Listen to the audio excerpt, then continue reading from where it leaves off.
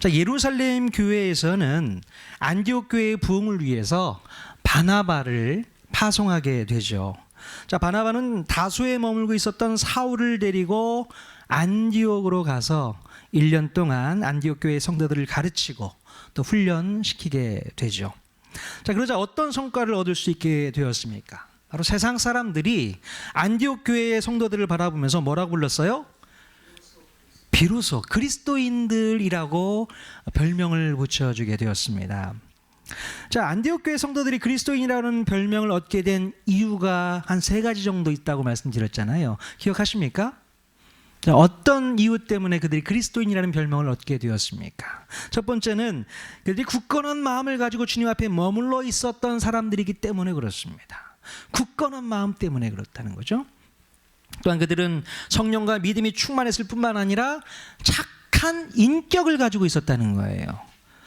그래서 그리스도인이다라고 이야기를 듣게 됩니다. 그리고 또 그들은 풍성한 사랑으로 남을 섬기고 도울 수 있는 넉넉한 마음도 가졌기 때문에 그리스도인이다, 이렇게 별명을 듣게 되었다는 것입니다.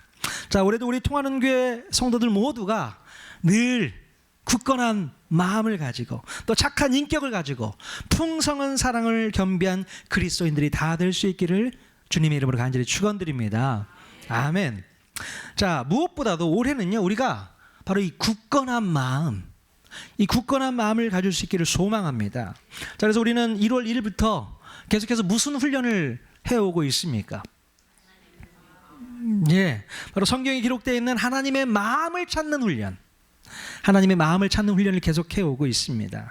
성경에는요, 하나님의 마음이 얼마나 풍성하게 기록되어 있는지 여러분 읽어가시면서 하나님 마음이 많이 느껴지셨나요? 제가 매일 의도적으로 올리고 있는데요, 채팅방에 여러분들 글 올라오면 꼭 읽어보시나요? 읽어주세요. 어떤 분들은 올라왔네 하고 그냥 딱 덮으시는 분들이 있어요. 하나하나 꼼꼼히 읽어보시면 목사님은 이렇게 하나님 마음을 찾으셨구나, 이렇게 이제 느낄 수가 있고요.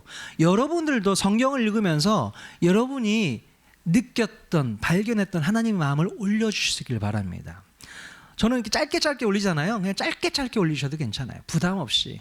그래서 채팅방이 활성화되어서 하나님의 마음을 서로 많이 느끼고 내가 발견하지 못한 것을 또 다른 분들이 발견해서 정말 하나님의 마음은 풍성하구나, 그 마음을 우리 마음 가운데 새겨 넣는 귀한 시간이 되었으면 좋겠습니다. 자, 오늘 본문을 보면요, 정말 오랜만에 예루살렘 교회의 모습이 그려지고 있습니다. 지난주에는 예루살렘 교회가 큰 흉년이 들어서 오히려 안디옥 교회로부터 도움을 받게 되었다는 얘기를 말씀드렸습니다. 모든 성도들이요, 재정적으로 어려운 상황을 경험하고 있는 그런 형편이 되었어요. 왜요? 흉년이 들어서 그런 일이 있었습니다. 자, 그런데 오늘 본문에 보니까 설상가상으로 엄청난 피바람이 불고 있는 것을 볼 수 있게 돼요.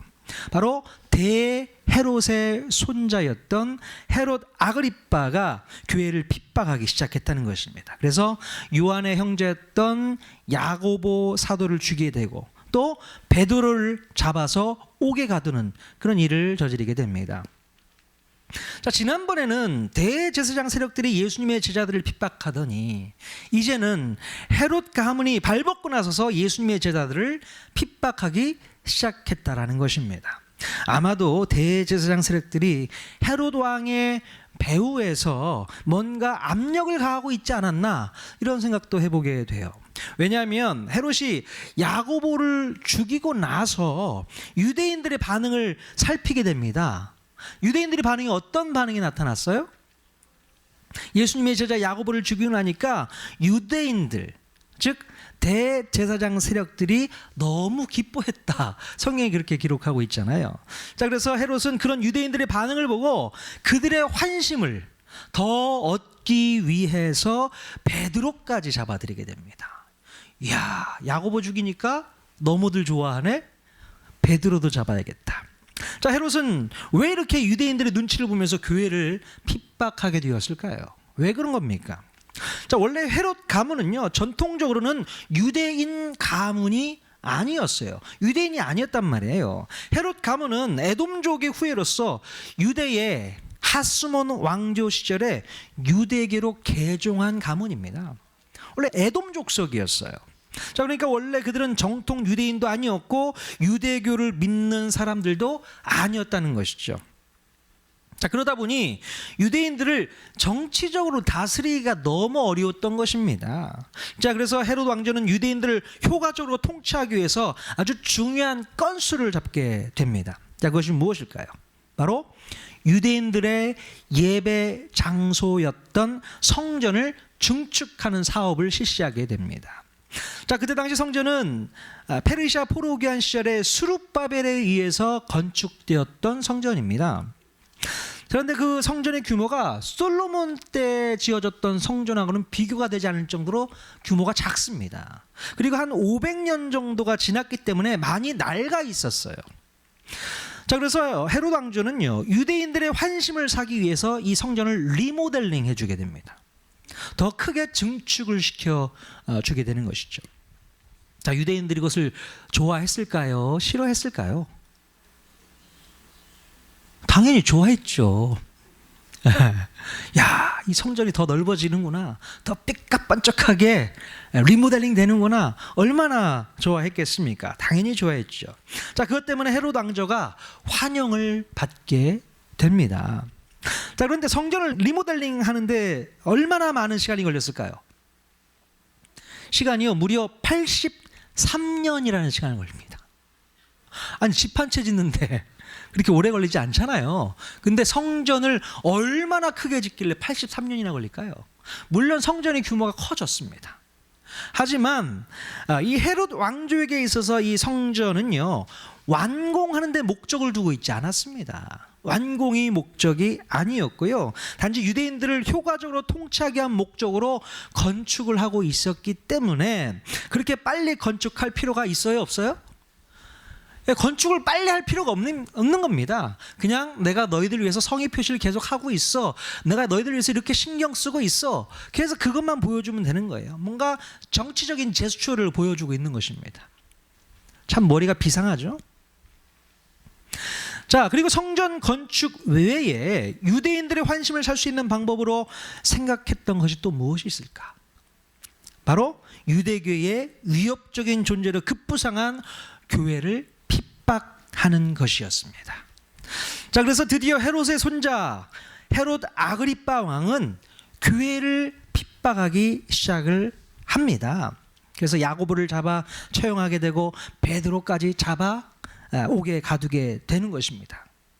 그래야만 유대인들에게 환심을 얻을 수 있기 때문에, 그래야만 내가 정치적으로 안정을 얻고 저들이 내 말을 잘 들을 수 있을 거라고 생각하기 때문에 이런 일들을 벌이기 시작했다는 것입니다. 자, 그래서 정말로 예루살렘 교회는요, 교회 내적으로 또 외적으로 아주 큰 어려움을 겪게 되었다는 것입니다. 자, 여러분, 이런 상황에서 그리스도인들에게 가장 필요한 것이 무엇이었을까요? 뭐가 가장 필요했을까? 바로 굳건한 마음을 가지고 주님께 딱 달라붙어서 머물러 있어야 했다는 것입니다. 지금 예루살렘 교회는요, 큰 흉년으로 말미암아 내적으로는 경제적인 어려움이 너무나도 심했습니다. 그리고 외적으로는 헤롯 왕조의 핍박으로 말미암아 큰 환난을 당하고 있었다는 거예요. 자, 그렇기 때문에 이럴 때일수록 가장 필요한 것이 흔들리지 않는 굳건한 마음이 필요했다는 것입니다. 여러분, 우리가 신앙생활을 오랫동안 해왔어도요, 우리의 마음이 흔들린 때가 얼마나 많이 있는지 몰라요. 우리의 마음이 언제 가장 많이 흔들리게 됩니까? 어떤 여러 환난과 고난이 몰아닥칠 때 우리 마음이 흔들리게 되는 것을 볼 수 있게 됩니다. 각 가정에 경제적인 어려움이 찾아오게 되면 마음이 많이 흔들리게 되죠. 또 그리고 우리 육신에 큰 질병이라도 찾아오게 되면 또 마음이 무너지게 되는 것을 볼 수 있어요. 또 사랑하는 사람과 갑작스러운 이별을 하게 된다든가, 아니면 가정의 불화로 인해서 서로가 멀어지게 되면 그것처럼 힘든 일이 없습니다. 여러분은 지금 어떤 일로 인해서 마음이 흔들리고 있습니까? 여러분, 우리의 그 흔들리는 마음을 확실하게 붙잡을 수 있는 방법 있을까요? 예, 있습니다. 자, 그것은 바로 하나님의 말씀을 통해서 하나님의 마음을 배워 나아가는 것입니다. 아멘. 하나님의 마음을 배워 나간다는 것은 우리의 마음을 더 크게 만들어낸다는 것입니다. 하나님의 마음을 배워 나간다는 것은 우리가 상황과 현실을 제대로 해석할 수 있는 힘이 생길 수 있다는 것입니다. 그래서 하나님의 마음을 우리가 배워야 되는 거예요. 우리가 하나님의 마음, 하나님의 심정, 하나님께서 일하시는 패턴을 연구하게 되면요, 오늘 우리에게 닥친 환난과 고난에 대해서 정확한 해석이 일어날 수 있게 되는 것입니다. 물론 하나님의 뜻이 무엇인지, 하나님의 의도가 무엇인지 도저히 알 수 없는 일도 우리에게 발생할 수 있게 됩니다. 그러나 그런 일조차도 시간이 흘러가면서 조금씩 그 뜻을 깨닫게 되는 것을 또 우리가 볼 수 있게 되는 것이죠. 자, 그러므로 하나님의 마음을 깨닫는 사람은 하나님의 뜻을 해석할 수 있게 되고, 하나님의 뜻을 해석할 수 있는 사람은 굳건한 마음을 갖게 되어서 결코 흔들리지 않을 수 있다는 것입니다. 자, 오늘 본문에서 보면 세상적인 관점으로 볼 때 도무지 해석이 안 되는 일이 일어나고 있어요.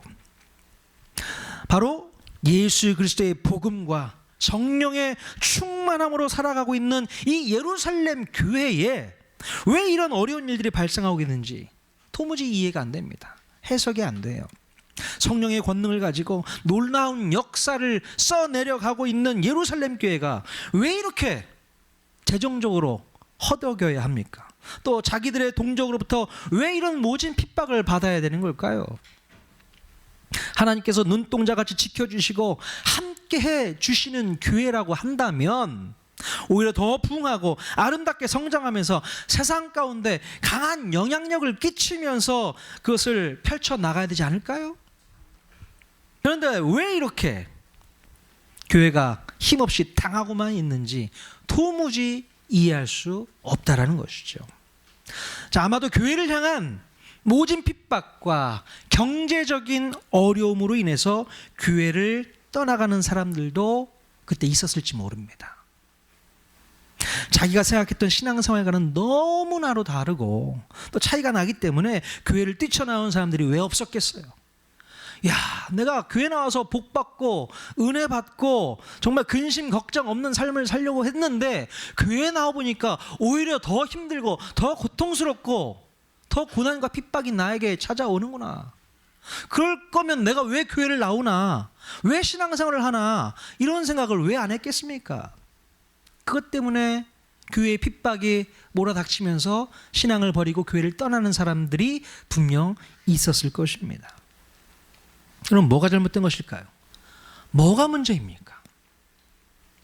교회를 떠나가는 그들의 마음이 충분히 이해는 가지만, 그러나 안타까운 것은 그들이 정확한 신앙적인 해석을 해내지 못하기 때문에 이런 문제가 발생하는 것입니다. 자, 그런 어려운 상황과 형편이 왜 찾아오게 되는지 우리가 해석할 수만 있었다면 그들은 그 어려움 속에서도 불구하고 교회를 떠나지 않을 수 있어요. 자, 그런데 다행히 예루살렘 교회를 떠나지 않고 끝까지 이 경제적인 어려움과 종교적인 핍박 속에서도 견뎌낸 사람들에게요, 또다시 멘붕을 일으키는 일이 또 발생하게 됩니다. 바로 예수님의 제자였고 요한의 형제였던 야고보 사도가 헤롯에게 잡혀서 순교를 당하게 됩니다. 스데반이 순교를 당한 뒤에 두 번째로 이루어진 순교였고요, 특별히 사도들 중에서는 첫 번째로 순교를 당하는 사도가 됩니다. 자, 그런데 그 일이 있고 난 바로 다음에 잠시 뒤에 베드로가 또 붙잡히게 되고 죽을 날을 기다리게 되는데요, 반면에 이 베드로는 하나님께서 기적을 베풀어 주셔서 목숨을 건질 수 있게 됩니다. 자, 베드로가 어떻게 목숨을 건질 수 있었는지 자세한 설명이 오늘 6절에서 10절까지 길게 이어지고 있습니다. 베드로가 옥에 갇혀 있었을 때에 얼마나 경비가 철저하게 세워졌는지, 베드로가 절대로 도망가지 못하도록 4명씩 4개의 조로 경비를 세우게 됩니다. 쇠사슬로 묶고 놓는 것은 당연하고요, 그것도 모자라서 베드로 양옆에 군인들이 보초를 서고 있는 거예요. 자, 그러나 그럼에도 불구하고 베드로는 천사의 안내를 받고 감옥에서 유유히 탈출하게 되는 것을 볼 수 있습니다. 자, 그런데 이 대목에서 우리가 또다시 고민하게 됩니다. 뭘까요? 도대체 왜 야고보는 죽임을 당해야 하고 베드로는 몇 번씩이나 살려주셔야 되는 걸까? 우리는 베드로의 석방을 기뻐하기보다는 왜 야고보는 죽게 놔두셨는가에 초점을 맞추게 됩니다. 바로 이 부분이 또 해석이 안 되는 거예요. 하나님께서는 사람을 차별하시는 버릇이 있으신가요? 자, 똑같은 상황에서 누구는 죽이시고 누구는 여러 번 살리시는 이유가 도대체 무엇입니까? 차라리 살려주실 거면 다 살려주시던가, 죽일 거면 다 죽여주시던가, 그게 합당한 거 아닙니까? 우리의 생각, 우리의 계산은 그렇습니다. 여러분, 우리가 신앙생활 할 때에도 이런 어려움을 동일하게 만나게 됩니다. 똑같이 신앙생활을 하잖아요. 근데 누구는 건강하고 누구는 병약하게 되고 아프잖아요, 늘. 또 누구는 부하게 하시고 누구는 가난하게 하시고 또 누구는 일찍 데려가시는 분도 있고 누구는 늦게까지 오래오래 살려두시기도 하시고, 도대체 뭐 때문에 이런 차별이 있는 것일까요? 왜 하나님은 이런 차별을 하시는 겁니까? 우리가 신앙생활을 열심히 하면 좋은 일만 생기고 우리가 신앙생활을 게을리하면 나쁜 일이 생기게 되는 것일까요? 잘 한번 생각해 보십시오. 우리는 늘 그런 쪽으로 해석을 하려고 합니다. 신앙생활을 열심히 하면 당연히 우리 삶 가운데 좋은 일만 생길 거야. 신앙생활을 제대로 안 했기 때문에 너희 삶 가운데 나쁜 일이 생겼던 거야. 이런 쪽으로 우리가 해석을 하려고 한다는 것입니다. 그래서 어떻게 하면 나쁜 일 당하는 것을 피할 수 있고 좋은 일만 생길 수 있도록 할 것인지, 그런 것에 우리의 믿음을 다 써먹어 버립니다. 좋은 일만 생겨야지 교회 다니는데 나쁜 일이 생겨서는 되겠어? 그래서 우리의 믿음을, 우리가 기도할 때도 하나님 우리에게 좋은 일만 생길 수 있게 해주십시오, 걱정 근심 없게 해주십시오, 그런 기도만 하지 않습니까? 그럼 뭐가 문제일까요? 바로 우리의 해석이 잘못되었기 때문에 그럴 수 있다는 것입니다. 늘 우리의 해석에는요, 인과 율을 기준으로 해서 해석을 하려는 경향이 있습니다. 인과 율이 뭡니까? 원인과 결과를 얘기하잖아요. 자, 어떤 결과가 우리에게 주어졌다면 그에 따른 원인이 분명히 있을 것이다 라고 우리가 생각을 합니다. 일반적으로 그렇잖아요. 자, 그런데요, 여러분들이 제대로 된 해석을 하려고 한다면 이 인과율을 근거로 한 해석은 이제 내려놓으셔야 됩니다. 내려놓으셔야 돼요. 우리가 인과율, 원인과 결과에 묶여서 생각하고 해석을 하다 보니까 하나님의 뜻과 하나님의 의도와 하나님의 계획과는 아무런 상관없는 해석을 해내는 오류를 범하고 있는 것입니다. 여러분, 욥기에서요, 욥이 가장 힘들었던 것이 뭔지 아세요? 뭐가 가장 힘들었을까요? 욥이 가장 힘들고 고통스럽고 욥을 지치게 만들었던 것이 바로 뭐였냐면, 바로 욥의 친구들이 찾아와서 욥이 당한 고난을 바로 인과율에 근거해서 억지로 해석하려고 했기 때문에 그렇다는 겁니다. 그게 욥한테는 너무나 큰 상처가 되었다는 거예요. 야, 네가 이렇게 고통을 받는 것은 너의 죄 때문에 그런 거야. 네가 죄를 짓지 않았다면 어떻게 이런 일이 너에게 생겨날 수 있겠어? 그런 원인과 결과의 측면에서 욥을 비난하고 판단했던 거예요. 이런 잘못된 해석을 욥에게 계속 하니까 그게 힘들고 어려운 겁니다. 그게 상처가 되는 거예요. 오늘날 우리도 우리 스스로에게 인과율에 근거한 해석을 우리는 쉽게 하는 것을 볼 수 있습니다. 그렇기 때문에 도무지 이해가 되지를 않고 오히려 오해를 만들어내게 된다는 것입니다. 자, 그래서 하나님에 대해서 잘못된 편견이 생기게 되고요, 심지어 우리의 믿음과 신앙을 내려놓게 되는 계기가 발생하고 있는 것입니다. 여러분, 여러분들에게 발생하는 수많은 일들을 바라보면서 모든 것을 원인과 결과에 따른 해석으로 여러분 스스로를 괴롭게 하지 마십시오. 괴로워하지 마십시오. 내가 예전에 이런 일을 했기 때문에 나에게 오늘 이런 일이 발생한 걸까? 이렇게 인과율에 접근해서 해석을 하다 보면 너무나도 힘들고 어려워집니다. 오늘 순교한 야고보는요, 뭔가 잘못한 일이 있어서 일찍 죽게 된 것일까요? 반면에 베드로는 잘한 일이 너무 많아서 이렇게 기적을 여러 번씩이나 체험할 수 있게 된 것입니까? 절대로 그렇지 않다는 것을 우리가 알아야 돼요. 세상 사람들은요, 인과율에 근거해서 모든 것을 해석하고 적용하려고 합니다. 착하게 살았으니까 오래 살고 복 받고 잘 먹고 잘 산다고 생각해요. 또 반면에 잘못 살았으니까 큰 병이나 걸리고 지질이 가난하고 돈도 못 벌고 그렇게 생각한다고 하는 것이죠. 자, 그러나 우리 그리스도인들의 해석 보면요, 세상 사람들의 해석과는 달라야 합니다. 인과율에 근거한 해석이 아니라 하나님의 섭리, 하나님의 계획, 하나님의 뜻을 근거로 우리 삶에서 일어나는 모든 일들을 해석하려고 해야 된다는 것이에요. 예.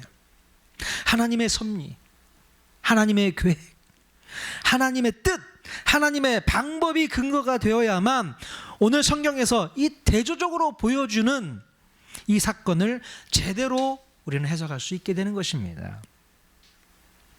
여러분, 그렇다면 야고보 사도는 왜 죽임을 당하게 되었던 것일까요? 왜 그렇습니까? 바로 하나님의 뜻과 섭리를 이루기 위해서 죽임을 당하게 된 것이라고 우리는 생각해야 됩니다. 그럼 베드로는 왜 또다시 목숨을 건질 수 있었을까? 마찬가지예요. 하나님의 뜻과 섭리를 이루기 위해서 목숨을 건질 수 있게 되었다는 것입니다.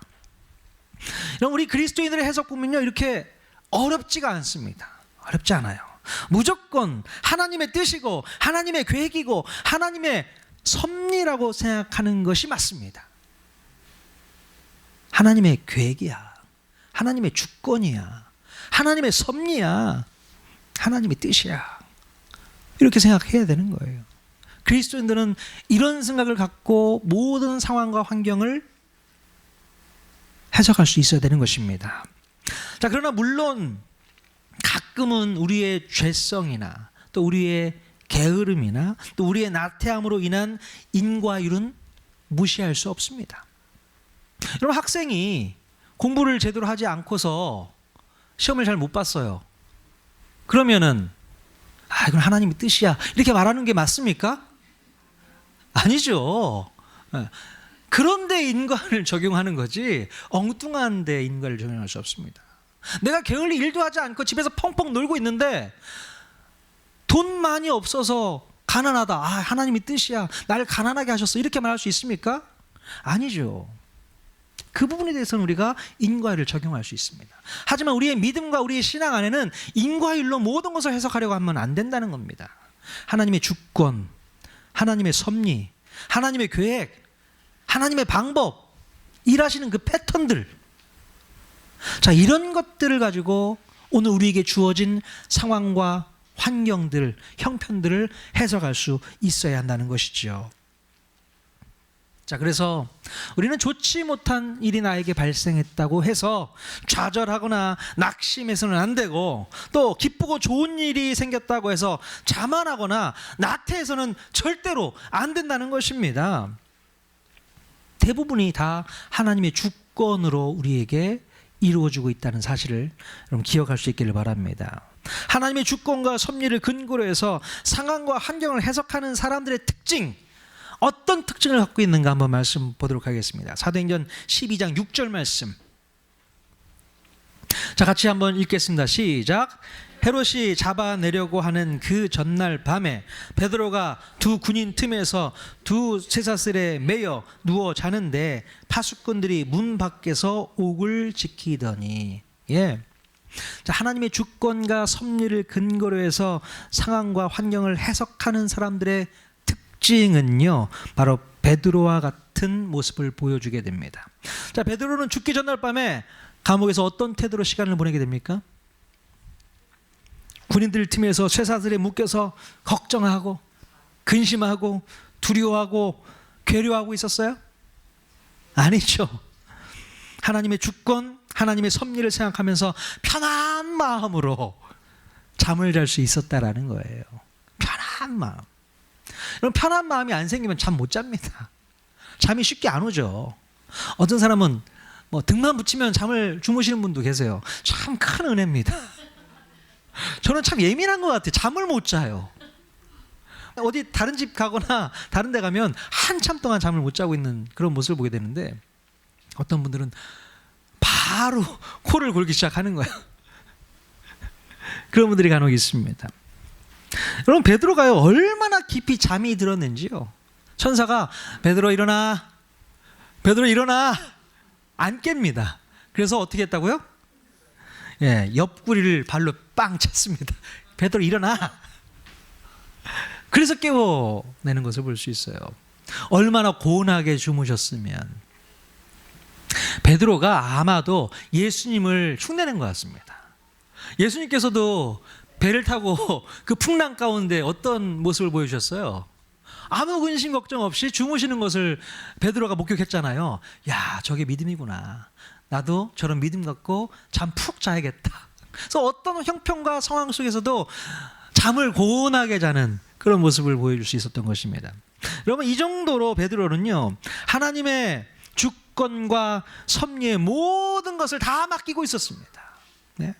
야고보처럼 순교하게 해서 데려가실 테면 데려가시고, 또 여전히 자기에게 남겨놓으신 사명이 있으면 또 살려주실 테고,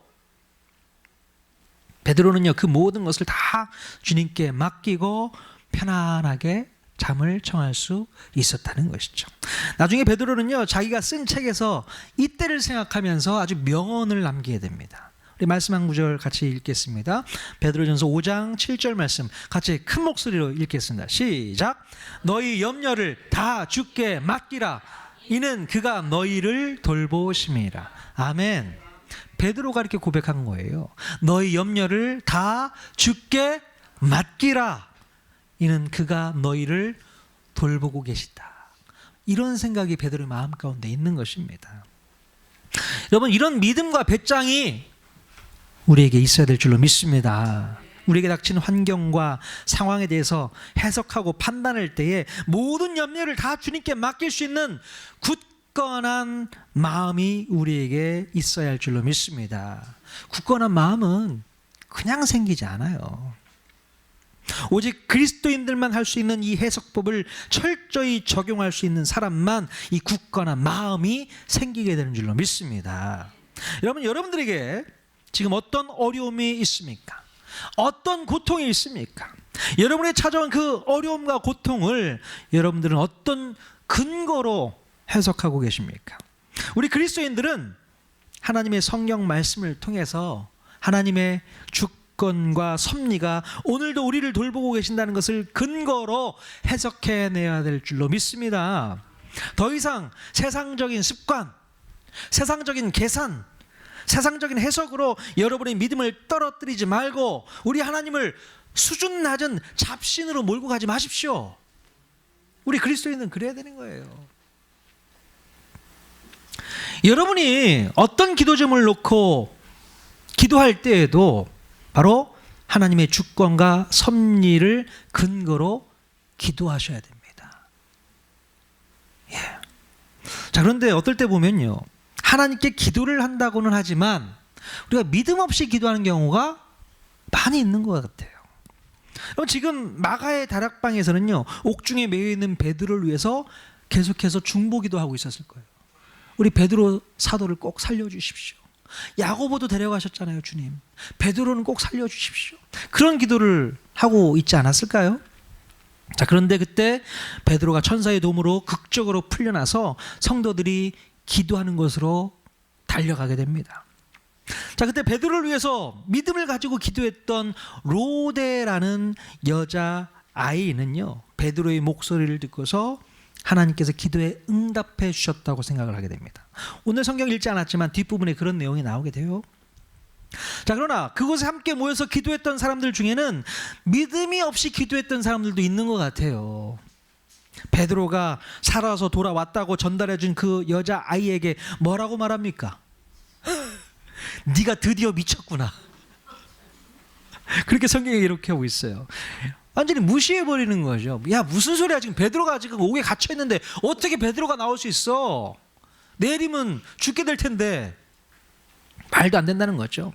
아무리 열심히 기도하는 성도라고 할지라도 설마 되겠어? 기도하면서 그렇게 믿고 있습니다. 설마 되겠어? 우리가 이렇게 믿음이 없어요. 하나님 앞에 간절하게 기도하는데 설마 되겠어? 믿음대로 될지어다. 안 되죠. 여러분, 이런 생각을 가지고 믿음 없이 기도하는 사람들 우리 안에는 없어야 될 줄로 믿습니다. 또 반면에 이런 분들도 있어요. 내가 간절히 기도를 했으니까 무조건 내 기도대로 하나님께서 응답해 주실 거야.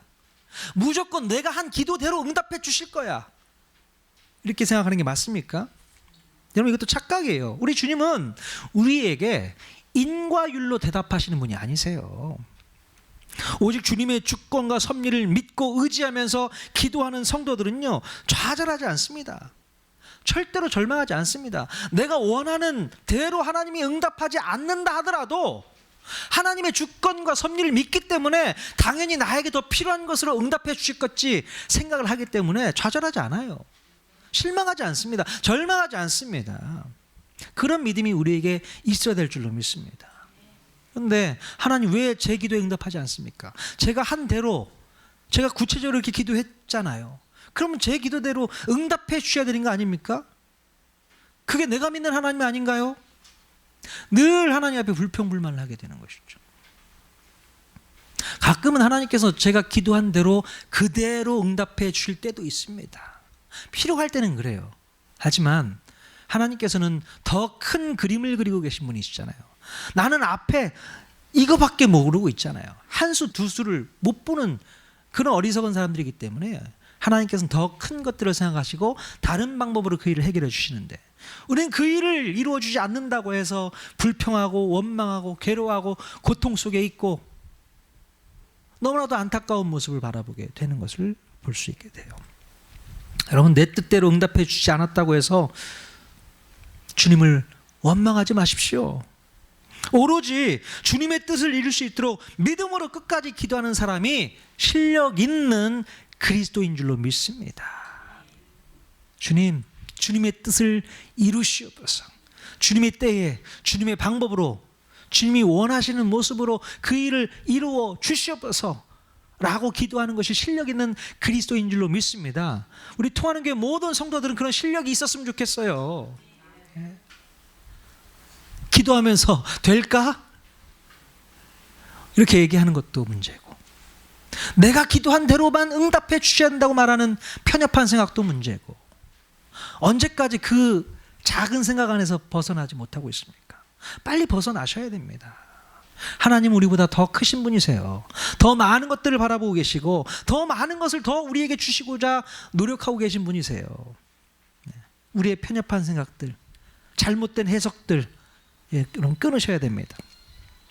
여러분들이 진정 그리스도인이라면요, 주님의 주권과 섭리를 가지고 그것을 근거로 여러분의 삶을 해석해 보십시오. 여러분의 형편과 상황을 해석해 보십시오. 주님이 뭔가 좋은 것을 보여주시겠지, 더 큰 뜻을 갖고 계시겠지. 주님의 주권에 우리가 모든 것을 맡겨서 그 일을 이루어 나갈 수 있도록 믿음으로 기도하고 간구하는 저와 여러분 모두 다 될 수 있기를 주님의 이름으로 간절히 축원드립니다.